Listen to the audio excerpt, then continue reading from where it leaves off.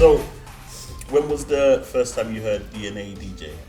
I think the first time I heard DNA DJ was at Coventry. Okay. So it was a uni rave. Yeah. Went there because my girl went to uni in Cov. Okay. And yeah, like I was like, this guy's really killing it, you know. But I'd heard of him before because my older brother was in a circle.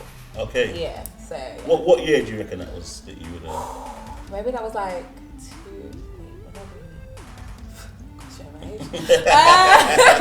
it was like 2018 maybe. Okay. No, 2000. That's a lie. 2016. Okay. Around that. Yeah. But you was in Cov. No, I was in Nottingham, but then I went to Cov. Okay. For the rave, because that's what you do. Yeah. You With do the student loan. You do your travels around. Yeah. Why not? Oh. First time I heard DNA DJ. How long is a piece of string? DNA's been here for Probably 2012. Okay.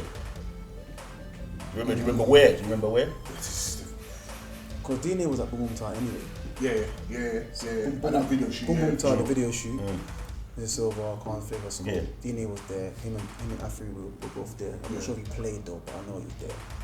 I would say maybe 02 when we first started doing the events in 02, like Proud 02. Maybe Silver Bunnies. Okay. Or maybe like Afrobeats, Ghana Independence. So look at that March, April-ish, 2012. So Okay. like early. Yeah. Afro stage. Not doing even well. That's the best I can figure. Because I've just always known DNA to be there, bro. That's what I'm saying, bro. Yeah, Because yeah. the first DJs we met, that we knew, DNA to Neptizzle, Montana, Afrobeat Special. They're always ones, there. yeah. And then obviously gradually everyone, you know. Yeah. DNA is been there from. For a long time. Been there. Yeah, so I'm gonna say 2012. I want to say 2009. 2009. In Northampton, I think there was like a uni link up. In fact, no, my cousin invited me to a rave and DNA was DJing. And that was the first time I literally saw him DJ. So the first time I heard it was in uni. So I was in my second year.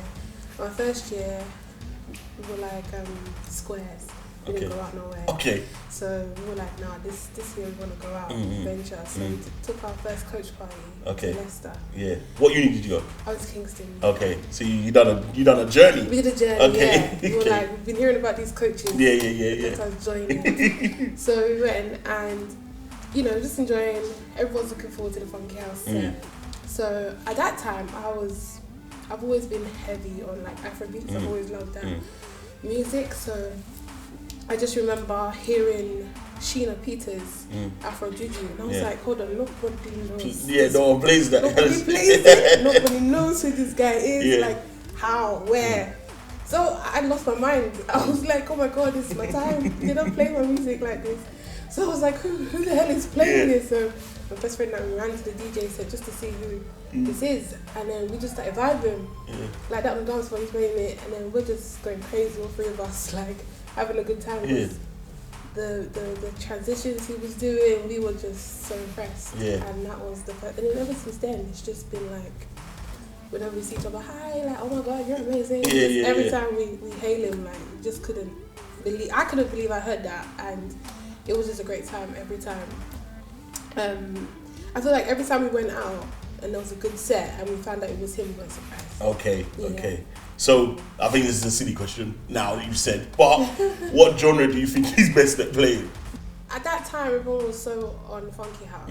So I just loved every genre. So it was Funky House, it was Afrobeats, slow jams, and what I loved most was just the way he picks songs and transitions them. It's not like, those DJs just playing Tempted to Touch and then they'll go and play some next random song and it's like, have a great time, or they take it off at the best part. He never did that. You can tell that he appreciates music and wants people to have a good time.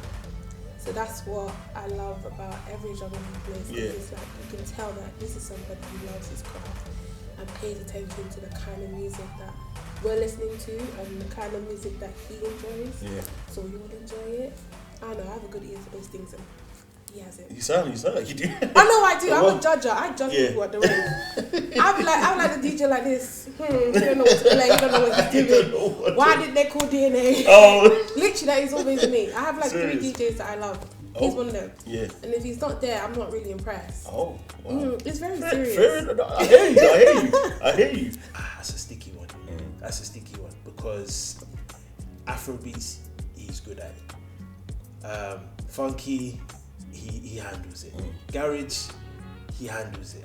Like grime, he handles it. So I can't put him in a box. Yeah. I can't put him in a box. Yeah. It's hard. For me, Yeah. for me, I would have to say the R&B. You know, I would have to say like I obviously he's an all-round Yeah, DJ. yeah. I don't feel like I can specify Put him in one, yeah. Maybe he does, but I don't. Sorry. But yeah, his R&B sets when he takes it back, I'm just like, oh yeah, like it really hits nostalgia. Yeah. So yeah, I'll say his R&B sets. Yeah. Yeah. That's a good question. It changes. Because he could do It's a changed. whole party. Yeah. And you don't even, you think that loads of DJs are jumping on, but he's literally handling it. Yeah. Do you remember Things Party, Meets Party, her 30th, where he killed that thing off. Yeah. The whole thing, he even had lights and that. Yeah. Oh. You know, shows. I think he did something not too long ago, like maybe 2 years ago or so, where Silver came and spat over his funky house. On the Funky House set, it was Gazy.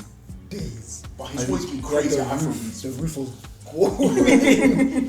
I'm gonna say funky house or Afro. Yeah, I would say Afro. Like Yeah. Just because Yeah. even his energy behind the way he mixed, I think has influenced a lot of the young lot from now. Like his Azonto energy is nuts. Yeah. His mixes Yeah. are crazy. His though. Azonto Afro energy mixes.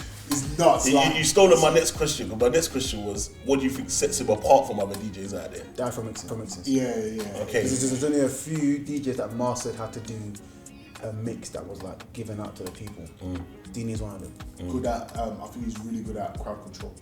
I think he's really good in terms of selecting his music, creating an energy, an amp, just a vibe. You know, sometimes like in a party, in a dance, sometimes you want to notice the DJ, sometimes you don't want to notice the DJ. Sometimes you just want it to be so gazy, it's just like Music. you're just the music just geared you up for having one of the best nights. You see one fine slim thing, you understand, bombato, you got a bombato, country kids, yeah. You see one fine thing and you had the best night with all of that, and it was like the soundtrack to your night. Yeah. And Dini don't mind sweating. Yeah, you'll get Some DJs pretend. Yeah. Dini not pretending. Yeah. So when he's going on the decks and he's off, and he's sweating, it means the things are lock off. Yeah, I'm locking this whole thing off today. Yeah. But he comes from like that generation. It was like It was hunger. Yo, like that generation was hunger, Attitude bro. Era. It was Yeah. like It was Attitude like WWF Attitude Era, It was, like it Stone was. Cold Mankind, Yeah. The Rock. Like it was that kind of energy. Like the DJs when- were like that was it. Yeah. Like let's be real, 2012, 2013, 2014, that era which really like cemented 12 to 15, Afrobeats 16. in the UK, Yeah. and even the culture, the uni culture, the uni scene, and how these lot were traveling from unis to unis, literally going on tour around the UK, and how them lot were like part of like the Avengers. Like when certain lineups are there and you hear their name, you know it's a confirmed buy your ticket. Whoever that guy that's messaging you on BB Pin or sending a broadcast, saying like yeah, and then you hear the DJs. The DJs is what made you go up. 100%. It's mad. I'm even saying this because I'm saying it out loud, Yeah. and it's taking me back. Genuinely, there was a time where I remember being in uni, going Hertfordshire, and it was seeing the DJ lineup that actually made you want to go up. 100%. Wasn't actually the artists at a point. More time we didn't even know the artists like that. Okay. Some of these artists were coming from like Ghana, Nigeria, and all Yeah, that. yeah. So you knew some of them. If you knew some of them, you didn't actually really know them. It was the DJ that made you come out. Yeah. And when you're seeing the likes of DNA, when you're seeing the likes of Special D, Neptizzle, when you're seeing the likes of Afrobeat, Montana, like You know, folks, you know that this is gonna be happening, it's a happening. night, and they're all gonna be going off, and you know, like it felt like there was a little bit of like they were all pupils, but there was a little Healthy competition. rivalry, Yeah, which is great to sharpen each other up. You have to spar with each other. Like, sharpen look, tools, you done your set, I'm about to hit my set. It's gonna get cracking. So I feel like that generation, they like really sharpened each other up, made sure that everyone was on job, made sure that everyone was on their game. No one was. It didn't feel like anyone was left behind. It felt like everyone, when it came to you put them CDJs in front of them, they're gonna do a Mazzoline, which I think was a great credit to that generation, and it was the soundtrack to that era. Yeah. I think DNA at Big Clash. When DNA had the Big Clash in his palm, after the game shows were done, DNA just goes on the till and just. Them after parties.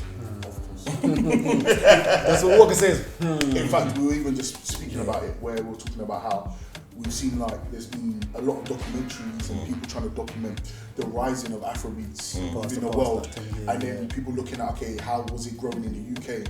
And personally, if you're not speaking to the DJs, if you're not speaking to people like Big Clash, if you're not speaking to the dancers that were actually pushing it, then I don't think you've got a full understanding of the full story of why Afrobeats became so big in the UK. And the promoters and all that, people that were booking them to bring them down, the music videos they were doing. Big Clash. Big Clash inspired a generation. More than one. Generations. Big Clash. I remember speaking to having little cousins and family members that are 15, 16, hearing about Big Clash and choosing they wanted to choose their uni based on the Big Clash team. You know what I'm saying? They want to go to a uni that the Big Clash team is on job. Big Clash, and he was the man who literally played the soundtrack. He kept it going. Tagged me and all that. DNA sound was synonymous with events like Big Clash and other events where it's if he's playing, you know what it is. It's epic soundtracks to such epic times in our life, and when you have a conversation with people that were there, they'll know that that actually shaped where we are right now. If it wasn't for even Big Clash and DNA killing of Big Clash, them viral videos that were going on, those videos that were going around amongst that uni community, those young people that were sometimes the first generation to not just be spitting. Do you know what I mean? This was one of the first generation of young black people that were actually dancing. Can you imagine? Where before that, let's be real, a lot of those people when they were in school, in secondary school, we were spitting bars to grind beats. People were writing bars. Dancing wasn't a thing. Dancing was a thing. All of a sudden, with Big Clash and having DJ like DNA running Big Clash, now dance became cool. Do you know what I mean? Along with the dance became cool. It became another way that you could express yourself. It became something else you could do. And that's inspired how many people after that. You have to remember, with the growth of Afrobeats, we're talking about over 10 years now, 11, 12 years now within the UK of the growth of Afrobeats. Some of the people that were watching us back then were 10 years old, now they're 20. Do you know what I mean? They've literally grown up seeing Big Clashes, seeing these DJs, seeing these dance videos, seeing all of this happening, and now they are grown and they're the next generation of it and living it. This is how legacies are made. Do you know what I mean? 100. DNA's legacy as a DJ in terms of what he done for the rise of Afro in his country and just the community of Africans in this country, the lineage of DJs come after him. It's there. Do you know what it is? I think it's his brand. So for me, when I think of DNA, I don't just think about his DJing. I think about him as a person. And I've never seen him sad. I mean, ever. He's just always very warming, very you're right, very supportive as an artist. And he's been like that since the beginning of my career, actually. So I think it's his heart and his just the way he carries himself. Sick. It's the passion, I think. It's he's not really for himself, he's for everyone to have a good time, and music is so important. And I think you can tell because he has such a love for it. And I think him as a person as well, he's a great person, great friend as well. So I think all those things together just brings more greatness to what he does. His ability to mix with no control. Ability to mix with no control. DNA, how does one even put it? He basically played a part in my career, but he doesn't know it. His ability to mix different genres and it flows, that's what sets him apart. He does it without thinking. If you give DNA a booking and you tell him, I want to play Afrobeats, you play Afrobeats, no problem. He'll come, he'll do Afrobeats, but he will mix it with other genres to make that set stand out from others. So, and I know he does it without planning. He just does it there and then. So, yeah. Yeah.